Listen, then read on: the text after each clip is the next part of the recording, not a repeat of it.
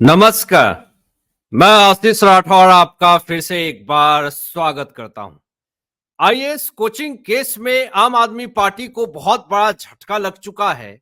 Delhi high court के जज साहब ने आम आदमी पार्टी को बड़ी फटकार लगाई है और आम आदमी पार्टी के संयोजक को क्या सख्त ऑर्डर दिया है और एमसीडी के जो बड़े अधिकारी हैं उसको सस्पेंड करने का ऑर्डर, बर्खास्त करने का ऑर्डर मिल चुका है। और दिल्ली हाईकोर्ट के जज साहब ने तो यहां तक कह दिया कि जूनियर को सस्पेंड करने से कोई फायदा नहीं है। मतलब ये सारी चीजें बताएंगे दोस्तों, डिटेल में बताएंगे और दिखाएंगे भी पूरा विषय कि आखिर कैसे आईएएस कोचिंग केस में बड़ा डेवलपमेंट हुआ है और इससे आम आदमी पार्टी की सरकार पे पूरी तरीके से खतरा जो है वो मंडरा रही है। पहले तो कुछ फोटो काफी तेजी से वायरल हो रही है, जरा देखिए। ये फोटो है दोस्तों राउ आईएएस स्टडी सर्कल, जो कि पूरा खेल यहीं से शुरू होता है। और मैं आपको जरा बता दूं कि आज राउज आईएएस स्टडी सर्कल में जो 3 छात्र की मौत हो गई पानी भरने से, 3 मिनट में पूरा पानी भर गया 12 फीट तक, जिसमें अचानक कांच का शीशा फटा और बहुत सारे बच्चे फंस गए उसमें, कुछ निकले और कहा तो जा रहा, दावा किया जा रहा कि 3 बच्चे की मौत हो गई। क्या लगता है दोस्तों कि इसके पहले ऐसा कोई घटना नहीं हुआ होगा? आज ये मीडिया में पूरी तरीके से खबरें आ गई, मुद्दा संसद में उठ रहा है, लेकिन क्या आपको लगता है कि इसके पहले बच्चे की जान नहीं गई होगी? चलिए पानी से नहीं गई होगी, नाले की पानी से नहीं गई होगी, लेकिन आग लगने से वही दिल्ली में जो आईएएस बनने के लिए, यूपीएससी की तैयारी करने के लिए जो बच्चे गांव से, जिसके पिता किसान हैं, वो आते थे और उनकी मौत हो गई, कोई नहीं जाना। आज एमसीडी के अधिकारी चिल्लम चिल्ली कर रहे हैं और आम आदमी पार्टी प्रेस कॉन्फ्रेंस कर रही है, लेकिन यह मुद्दा जब गर्म हो गया, सरकार पे बात आ गई, तो आज आप कह रहे हैं कि हम ये करेंगे, वो करेंगे, ये करना चाहिए, वो करना चाहिए। आज मैं ये भी कहूंगा कि दिल्ली हाईकोर्ट के जज साहब को आज ये बात समझ में आई, एक याचिका मिल गई तो इस पे केस चलने लगा मामला, लेकिन इसके पहले क्या हुआ नहीं हुआ इस पे कोई बात नहीं कर रहा है। आज बात कर रहे हैं वो, चलिए बहुत अच्छी बात है, सिंपैथी हमारी है, उन बच्चों के साथ जो हुआ, उनके परिवार के साथ सिंपैथी है, उनको 1-1 करोड़ मुआवजा देने की बात हो रही है, बहुत अच्छी बात है। लेकिन इसके पहले भी तो बहुत ऐसे कांड हुए जिसके बारे में कोई बात नहीं कर रहा है। लेकिन आपको जरा दिखाते हैं कि हाईकोर्ट ने जो टिप्पणी दी है वो बहुत ही काबिले तारीफ है।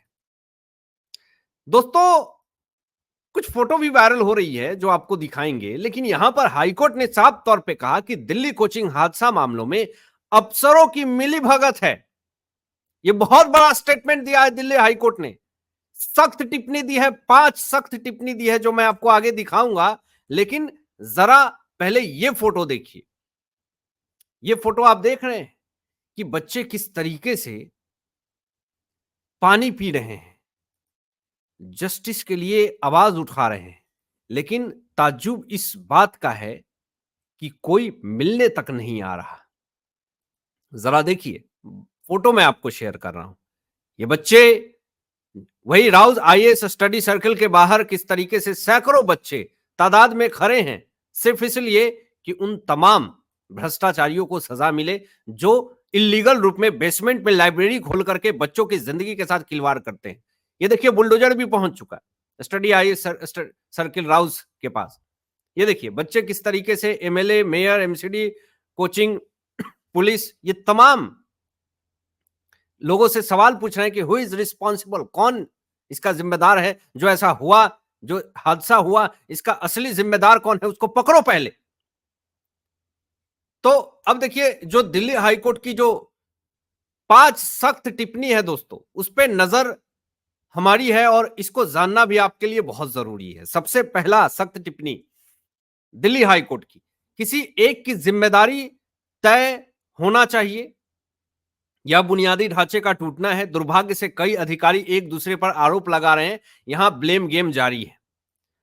अब मुझे यह बताइए दोस्तों, ब्लेम गेम जारी रहेगा तो फिर जस्टिस कैसे मिलेगा? और यह ब्लेम गेम आज नहीं जारी हो रही है। इसके पहले भी बहुत बार ऐसा ब्लेम गेम हो चुका है। दूसरी सबसे बड़ी सख्त टिप्पणी दिल्ली हाईकोर्ट की, जरा देखिए।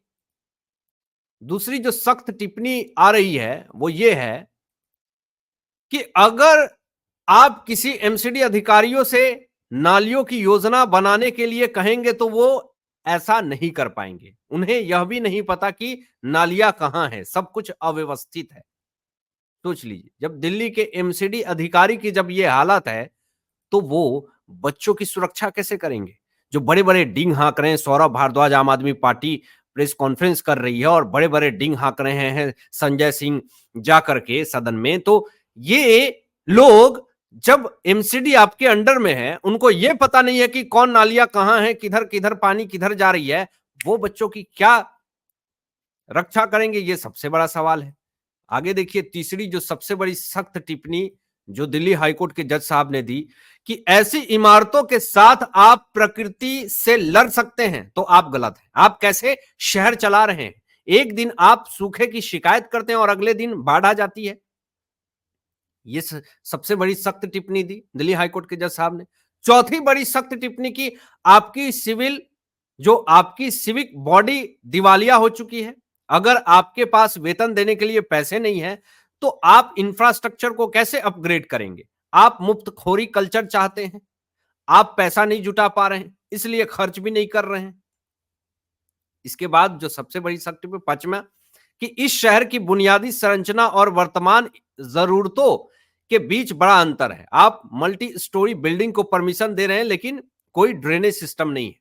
अब देखिए, इससे दोस्तों ये साफ तौर पे पता चल जाता है कि आप ये कर क्यों रहे हैं। आप मल्टी स्टोरी बिल्डिंग को आप परमिशन क्यों दे रहे हैं और ड्रेनेज सिस्टम कोई है नहीं, तो इससे तो पानी आएगा ही। अब देखिए, ऐसे हालात में देखिए दोस्तों, यहां पर साफ तौर पे बड़ी टिप्पणी दिल्ली हाईकोर्ट जज का कि नाली कहां है, एमसीडी के बड़े अधिकारी को यह पता नहीं होगा, वो नहीं बता पाएंगे। लेकिन एसी ऑफिस में आराम से लेटे रहते हैं, एसी ऑफिस से वो बाहर निकलेंगे तब तो उनको कुछ पता चलेगा। एमसी अधिकारियों के लिए सख्त टिप्पणी दिल्ली हाईकोर्ट के जज साहब ने यह भी दिया कि आप अपने जूनियर को सस्पेंड करने से, उनके ऊपर ब्लेम गेम करने से आप नहीं बच पाएंगे। बड़े अधिकारी को आना पड़ेगा। और बड़े अधिकारी पे पूरी तरीके से सख्त टिप्पणी दी और बर्खास्त करने का भी ऑर्डर दिया। ऐसे लोगों को सिस्टम में रहने का कोई अधिकार नहीं है। अब देखिए, यहां पर दोस्तों आपको यह भी दिखा दे रहा हूं मैं कि याचिकाकर्ता ने साफ तौर पे अवैध कोचिंग पर, जो भी अवैध कोचिंग है, जो भी सेंटर्स हैं, उस पर कार्रवाई हो। याचिकाकर्ता कुटुंब ट्रस्ट की ओर से रुद्र विक्रम सिंह ने कहा कि राजेंद्र नगर की घटना नहीं है। पिछले साल मुखर्जी नगर और विवेक विहार के कोचिंग सेंटर में भी आग लगी थी। तब हाईकोर्ट ने अवैध कोचिंग सेंटरों को बंद करने का आदेश दिया था, लेकिन इस पर अमल नहीं हुआ। मैंने कहा ना आपको कि ये राउज आईएएस स्टडी सर्कल का एक ऐसा पहला मामला नहीं है। इसके पहले भी बच्चे बहुत सारे खत्म हुए हैं, लेकिन इस बारे में कोई बात नहीं करता।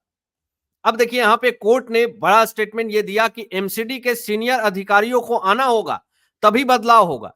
कृपया कल तक हलफनामे में बताएं कि आपने क्या कार्रवाई की है। सभी फाइलें कल हमारे सामने पेश की जाए। दिल्ली के पूरे प्रशासनिक ढांचे की फिर से जांच की जानी चाहिए। तो जो सरकारी वकील हैं वो क्या कह रहे हैं, जरा सुनिए। यहां नियमों के अंदर की ही टकराव है। दिल्ली जल बोर्ड कानून कहता है कि गीले कचरे के लिए वह जिम्मेदार है, लेकिन एमसीडी कानून कहता है कि निश्चित गहराई वाले नाले उसके अधिकार क्षेत्र में है, इसलिए बहुत कुछ किया जाना है। ये अभी कर ही रहे हैं, बहुत कुछ करने की सोच ही रहे हैं। बच्चे यहां पे अपनी जिंदगी गंवा रहे हैं। देखिए, कोर्ट ने सख्त टिप्पणी क्या दी है कि आज अगर आप किसी एमसीडी अधिकारियों से नालियों की योजना बनाने के लिए कहेंगे तो वे ऐसा नहीं कर पाएंगे। उन्हें यह भी नहीं पता कि नालियां कहां है, सब कुछ अव्यवस्थित है। यह एक ऐसी रणनीति है जिसमें किसी व्यक्ति को जिम्मेदार नहीं ठहराया जा सकता। अब कोर्ट ने यह भी कहा कि हमें यह पता लगाना होगा कि एक अधिकारी का अधिकार क्षेत्र कहां खत्म होता है और दूसरे अधिकारी की जिम्मेदारी कहां से शुरू होती है। अगर जांच अधिकारी ठीक से जांच नहीं करता है तो हम इसे किसी केंद्रीय एजेंसी को सौंप सकते हैं। आप अब नियम तोड़ने वालों पर कार्रवाई कर रहे हैं। लेकिन एमसीडी अधिकारियों के खिलाफ आप कोई कार्रवाई नहीं कर रहे हैं। लेकिन जब केंद्रीय एजेंसी को ये मामला जाएगा तो ये तो लगेंगे बिल बिलाने, ये तो कहेंगे कि हमें टारगेट किया जा रहा है, जैसा कि पहले भी ये कहते आए हैं। खुद तो कुछ हो नहीं रहा, जब सेंट्रल गवर्नमेंट आती है तो उसमें इनको पूरी तरीके से दिक्कतें होने लगती है, कलेजे में दर्द शुरू हो जाता है। तो देखिए, सरकारी वकील जो है वो कह रहे हैं कि कुछ नगर निगम अधिकारियों की उनकी चूक के कारण बर्खास्त कर दिया जाए। तो कोर्ट ने एक बड़ा स्टेटमेंट दिया। क्या दिया ये आपको जानना बहुत जरूरी है दोस्तों, कि आपने जूनियर अधिकारियों को बर्खास्त कर दिया, ये बात कहा गया सरकारी वकील को जज साहब के सामने। लेकिन सीनियर अधिकारियों का क्या, जिन्हें निगरानी करनी चाहिए थी? कभी कभी सीनियर अधिकारियों को आना पड़ता है और स्वीकार करना पड़ता है, वे अपने एसी ऑफिस से बाहर नहीं निकलते। अगर आपको लगता है कि इमारतों के साथ आप प्रकृति से लड़ सकते हैं तो आप गलत हैं। और यह क्या योजना है? एक दिन आप सूखे की शिकायत करते हैं और अगले दिन बाढ़ की आ जाती है। अब देखिए, 3 जो छात्र हैं जिनकी मौत हो गई है डूबने से, उनमें पहला नाम है श्रेया यादव, उम्र 25 साल है, उत्तर प्रदेश के अंबेडकर नगर की रहने वाली थी। जुलाई ही 2024 में ही राव कोचिंग सेंटर सोच लीजिए ज्वाइन किया था, ज्यादा दिन हुआ भी नहीं था, जुलाई महीने में ही। उनको क्या पता था कि ये कोचिंग सेंटर मेरे लिए जिंदगी का आखिरी महीना होगा। नेविल डाल्विन, उम्र 28 साल, वे केरल के रहने वाले थे, 8 महीने से आईएएस की तैयारी कर रहे थे, दिल्ली के जवाहरलाल नेहरू यूनिवर्सिटी से पीएचडी भी कर रहे थे। तीसरा तान्या सोनी, उम्र 25 साल, तेलंगाना के सिकंदराबाद की रहने वाली थी, दिल्ली के अग्रसेन कॉलेज की स्टूडेंट थी, पिछले साल से कोचिंग ले रही थी। अब दोस्तों, मेरा सवाल यह है कि इन तीनों बच्चों की क्या गलती थी जिस कारण से ऐसा हुआ हादसा उनके साथ? इनके माँ बाप ने काफी मशक्कतें करके, तकलीफ झेल करके इनको कोचिंग भेजा होगा, लेकिन उनको ये पता नहीं होगा कि ये मेरे बच्चे का आखिरी दिन होगा। बड़ी खबर दोस्तों ये आ रही है कि आईएएस कोचिंग केस मामले में अभी तक 7 लोगों की गिरफ्तारी हो चुकी है, जिसमें कोचिंग मालिक अभिषेक गुप्ता और कोऑर्डिनेटर देशपाल सिंह को गिरफ्तार किया गया है और 14 दिन की न्यायिक हिरासत में भी भेजा गया है। और आपको यह भी बता दूं कि पुलिस ने बताया कि घटना को लेकर के बीएनएस की धारा 105, 106, 152, 290 और 35 के तहत एफआईआर दर्ज की गई है। इसके अलावा 5 लोगों को और गिरफ्तार किया गया, यानी टोटल 7 लोगों को गिरफ्तार कर लिया गया है आईएएस कोचिंग केस मामले में। तो ये एक बहुत बड़ा डेवलपमेंट है और देखिए, इससे आम आदमी पार्टी को बहुत बड़ा झटका मिल रहा है। आम आदमी पार्टी सरकार पूरी तरीके से चरमरा चुकी है, सरकार अब तब में है, बीजेपी अलग से विरोध प्रदर्शन कर रही है, सरकार कभी भी गिर सकती है, इस्तीफे की मांग अलग से अरविंद केजरीवाल से की जा रही है। तो ये तमाम चीजें जो हो रही है, एक बहुत बड़ा झटका आम आदमी पार्टी के लिए माना जा रहा है। हालांकि आप क्या सोचते हैं इन तमाम मुद्दों पे? अपनी विचार व्यक्त कीजिएगा और ऐसे ही लेटेस्ट अपडेट पाने के लिए इस चैनल को सब्सक्राइब करके बेल आइकन प्रेस कर लीजिएगा और अपने दोस्तों में शेयर कीजिएगा। Thanks for watching my video. जय